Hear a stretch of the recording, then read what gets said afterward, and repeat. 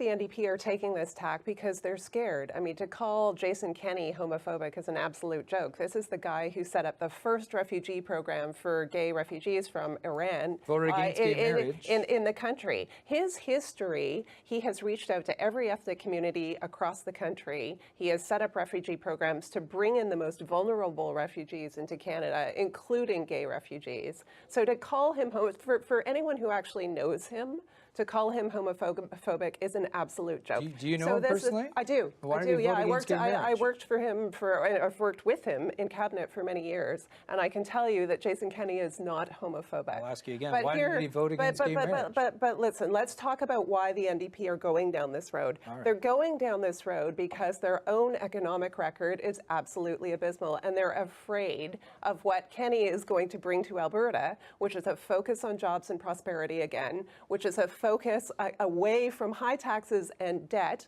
towards restoring the Alberta advantage, towards getting rid of the carbon tax, towards reining in spending. I mean, what Jason Kenney's plan for Alberta is going to put Alberta back at the front of the pack again, where it should be. Right. And so, look, the NDP are scared of this, and they're attacking Kenney with everything they've got. He's a veteran politician, Susan, but he's never led a party before. I miss Jason Kenney in Ottawa. Come on! You hear that from a liberal. I'm just kidding. I'm just kidding. This wave of anger that Rachel rightly points out, he is riding right now. Is that sustainable if the next election is 2019 and the economy turns around? Well, there's a lot of runway for there to be improved economic gains, and there's a lot of runway for Albertans to get to know Jason Kenney, and for Jason Kenney to get to know Alberta. So the way where he set himself up on the right side of the spectrum, more on the far right side of the spectrum, is not really where Alberta is.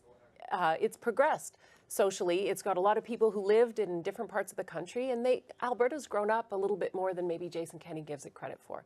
So I think the right-left setup for the election will be very interesting. He has not ever led a party. He's going to have to be conciliatory, and he's going to have to build a tent to bring progressive conservative Albertans in. And whomever rightly pointed out, the party split into the Wild Rose. Are leaving right now. now. They're not going to be comfortable. And it's whether or not they stay home or they hold their nose and vote Notley in the next election. I could talk about politics all day.